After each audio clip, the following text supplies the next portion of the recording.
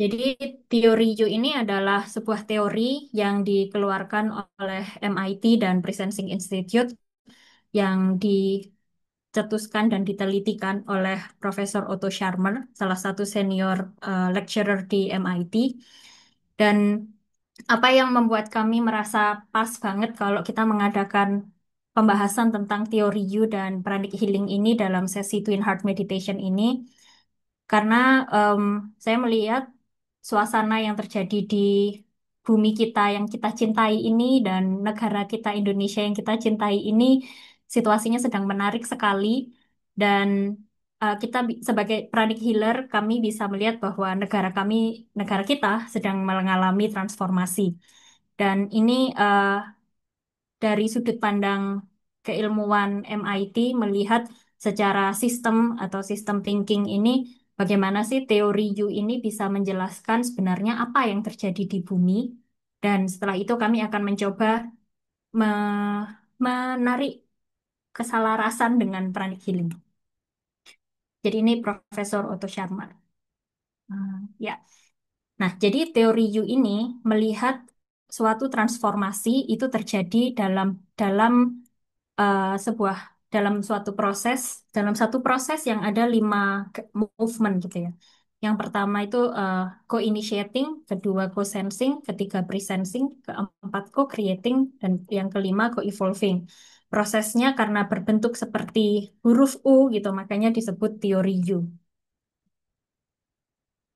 Nah, jadi awalnya apa yang membuat teori U ini muncul gitu kan. Jadi Profesor Otto ini melihat ketika suatu sistem sedang mengalami transformasi dan atau ketika sistem itu mengalami destruksi gitu ya.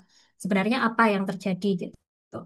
Jadi ketika suatu sistem itu mengalami destruksi itu sistem ini sedang berada jauh dari titik equilibrium atau titik keseimbangannya.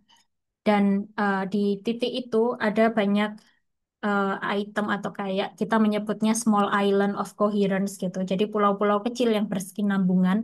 Dan sebenarnya kita sebagai small island atau kita sebagai pulau-pulau ini sedang mengalami suatu hal yang keotik gitu ya di suatu lautan dan ketika kita sebenarnya bisa menyelaraskan diri secara bersama-sama, kita secara kolektif memiliki kapasitas untuk mengangkat keseluruhan sistem ini menjadi keteraturan yang lebih tinggi gitu. Dan kekeosan ini terjadi itu karena adanya 3 ketidakseimbangan gitu ya. Jadi yang pertama adalah ketidakseimbangan ekologi antara manusia dengan alam, kemudian ketidakseimbangan sosial antara manusia dengan manusia yang lain, dan ini yang ketiga ini yang menurut kami sangat selaras sekali dengan apa yang terjadi di dunia kita gitu ya, dan selaras dengan yang di Pranic Healing. Yang ketiga ini adanya ketidakseimbangan antara kita dengan our higher self. Kalau di Pranic Healing kita menyebutnya higher soul gitu ya. Dan ini adalah spiritual divide. Dalam ketika kita mengalami suatu transformasi secara personal gitu ya, biasanya itu ada dua sumber untuk kita menjadi pemimpin dan kita ke pemimpin yang lebih baik dan juga bagaimana kita belajar dari sumber itu. Jadi ada 2 sumber learning and leadership atau 2 sumber pembelajaran dan kepemimpinan, yaitu yang pertama adalah dari masa lalu dan yang kedua adalah dari masa depan yang mungkin akan muncul. Nah, kita udah sering ya kayak belajar dari refleksi masa lalu gitu. Kayak misalnya ketika kita melakukan kesalahan di Pranic Healing kita belajar inner reflection gitu ya. Jadi apa yang perlu kita refleksikan secara jiwa, secara batin. Dan kemudian pertanyaan selanjutnya, bagaimana cara kita berpindah dari yang sudah kita merefleksikan internally dari masa lalu ke kemungkinan masa depan yang akan muncul. Dan biasanya para pemimpin atau manusia itu mengalami stuck atau kehambatan gitu ya di ketika proses berpindah dari moving on dari masa lalu ke kemungkinan yang akan datang. Dan biasanya juga karena masa depannya masih kelabu gitu ya, kok nggak kelihatan gitu. Kayak gimana ini cara lihat masa depan ini gitu. Nah, di dalam teori You, kita ini mm, ada kita mempelajari proses bagaimana kita berpindah dari yang hal masa lalu itu ke hal yang kemungkinan akan terjadi di masa depan. Dalam teori You tadi ada 5 hal. Yang pertama kan kita eh, ini co-sensing gitu ya. Dengan kita melihat dengan biasanya kita melihat atau menyimak hal-hal yang terjadi di masa lalu berdasarkan pola-pola lama gitu. Dan bagaimana cara kita mengatasinya adalah dengan kita suspend the judgment atau kita eh,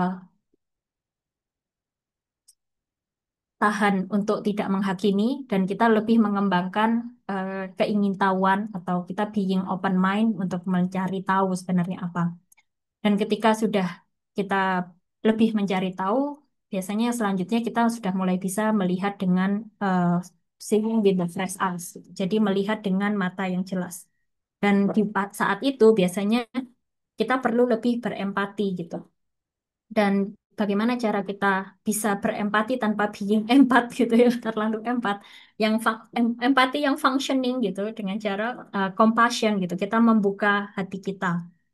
Dan setelah hati kita sudah jernih gini ya, biasa hati dan pikiran kita jernih, kita mulai bisa merasakan apa sih sebenarnya gejolak-gejolak riak-riak yang terjadi di sekitaran kita.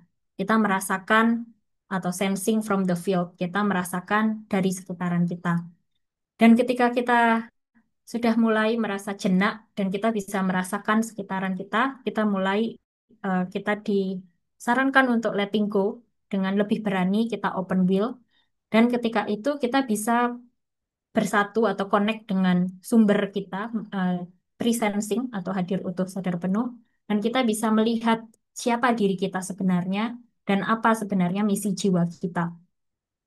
Selanjutnya, ketika kita sudah mulai tampak nih gambar-gambaran sebenarnya jiwa kita ini siapa dan misi jiwa kita itu apa, kita mulai prototyping, kita biarkan informasi-informasi atau intuisi, vision, intention itu muncul dan kita mulai mencoba dengan prototype, dengan berprototyping atau mencoba percobaan-percobaan yang dalam melakukan percobaan-percobaan ini kita menyelaraskan antara apa yang kita rasakan di hati kita, apa yang kita pikirkan di kepala kita, dan apa yang ingin kita lakukan dengan aksi kita. Dan selanjutnya kita bisa mulai perform dengan lebih hadir utuh sadar penuh, dan itu berselaras dengan misi jiwa kita dan apa esensi kita sebagai manusia.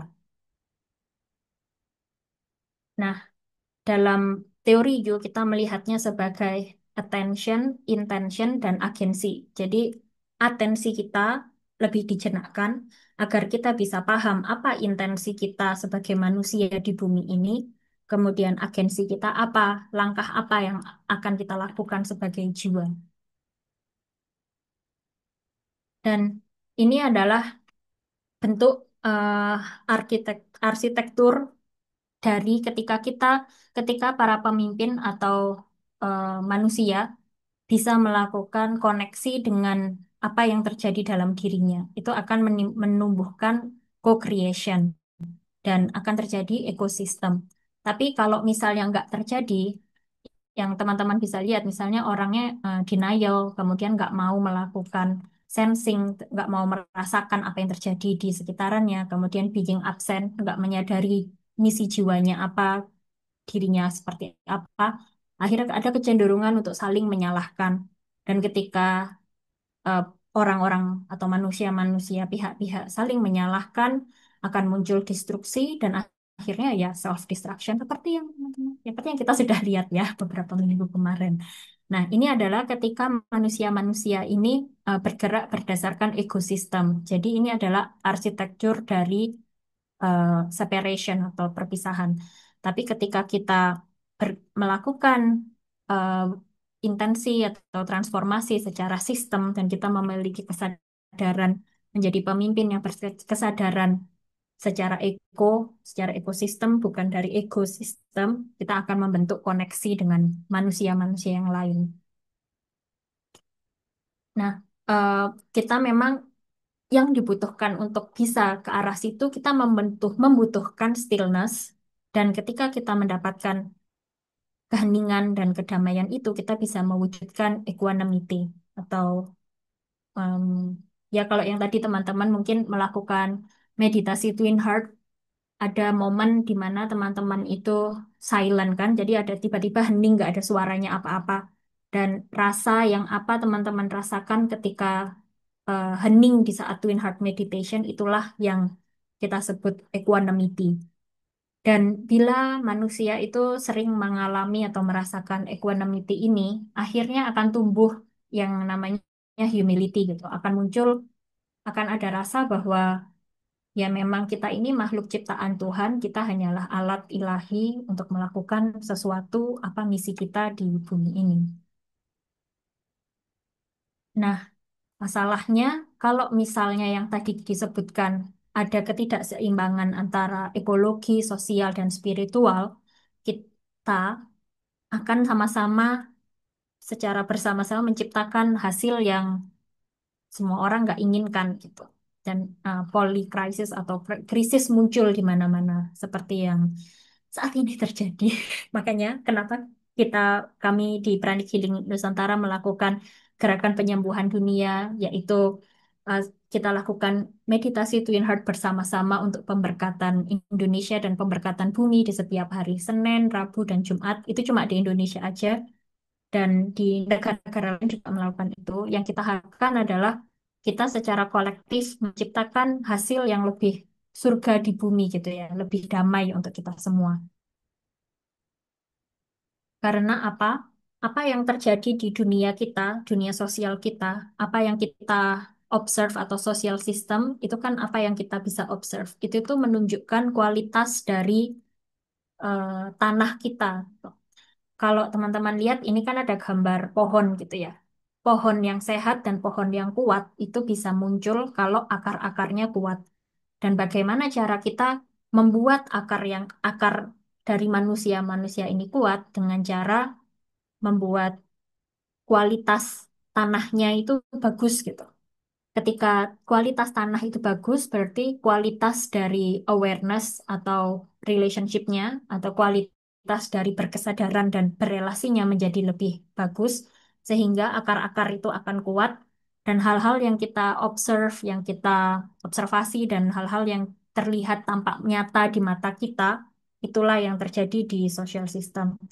Kayak teman-teman tadi rasakan kan ketika kita melakukan Twin Heart Meditation, banyak dari teman-teman yang menyebutkan lebih kalem, lebih tenang, lebih bahagia, lebih damai, dan kualitas berkesadaran berelasi seperti itulah yang kami sebagai dari Pranic Healing, teman-teman Pranic Healing eh, inginkan, intensikan untuk terwujud di bumi gitu. Dan seperti ini menurut penelitian dari teman-teman Social eh, Presencing Institute atau dari teori U, teman-teman yang mempraktikkan teori U ini ada hal-hal atau social field atau area-area sosial yang memang sedang bertransformasi semuanya gitu ya. Dan dibutuhkan adanya em, awareness, kemudian menyimak, kemudian berdialog dan berimajinasi, berkokreasi dan menciptakan sistem yang baru. Dan ini ada di semua wilayah, ada di education, kesehatan, pendidikan, kesehatan, bisnis, keuangan dan juga teknologi. Nah, sekarang dari ini adalah presentasinya Profesor Otto akhir tahun 2024 ya. Jadi apa yang sebenarnya kita ini sedang dipanggil gitu. Jadi manusia-manusia ini sedang terpanggil untuk apa dan apa yang diharapkan terjadi. Jadi kita mengajak semua orang untuk menciptakan islands of coherence atau pulau-pulau kecil yang bisa berselaras dengan satu sama lain untuk menyelaraskan atensi kita, intensi kita, dan agensi kita. Jadi atensi kita lebih dijenakkan. Dari pranic healing kita belajar bisa menjenakkan dan mengheningkan eh, emosi kita, pikiran kita, kemudian kita mengintensikan secara manusia diri kita ini sebenarnya esensi jiwa kita apa dan em, misi jiwa kita apa. Kemudian apakah sebenarnya yang diharapkan yang Maha Kuasa untuk kita lakukan di bumi ini? Apa tugas kita sebagai jiwa? Dan ini eh, apa yang dilakukan Pranic Healing dalam mengakses sumber-sumber learning dan kepemimpinan, learning and leadership atau sumber-sumber dua sumber pelajaran dan kepemimpinan yang dilakukan di Pranic Healing. Jadi em, dalam Pranic Healing di sekolah modern Pranic Healing kita belajar bahwa eh, sebagai seorang siswa, Master Joe Coxby itu menyarankan kami untuk accurate perception and correct expression means that you have detachment, you have to maintain inner peace and calmness in order to see to see accurately. Jadi in a nutshell atau singkatnya itu kita selalu diseni dengan percaya, observe, listen, simak, kemudian buktikan sendiri gitu.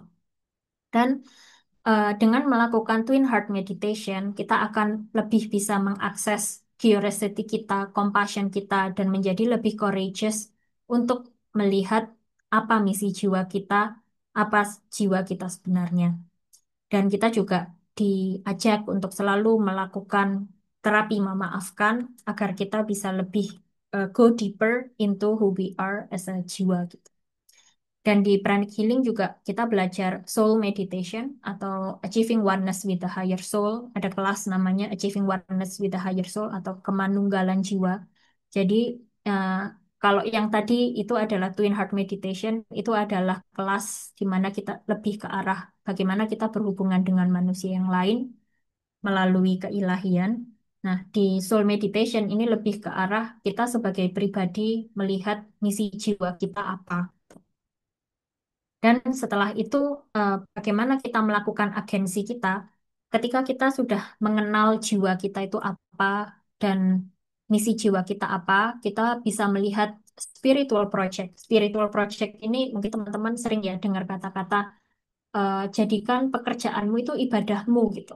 Nah, itulah. Jadi gimana apa yang kita lakukan sehari-hari itu biar selaras sehingga itu menjadi ibadah kita.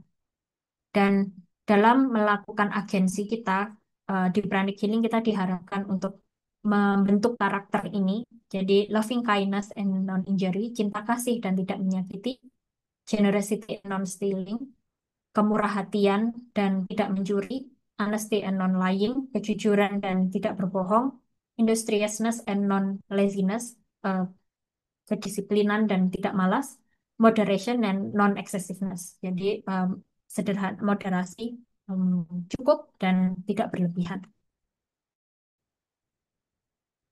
Nah, diharapkan dengan adanya aktivitas yang kita pelajari di Pranic Healing itu tadi dan secara rutin melakukan Twin Heart Meditation, kita bersama-sama secara kolektif akan lebih melihat kualitas kesadaran dan relasi yang lebih baik sehingga akar-akar manusia di bumi ini menjadi kuat dan kita bisa melihat surga di bumi yang muncul dari manusia-manusianya yang lebih damai.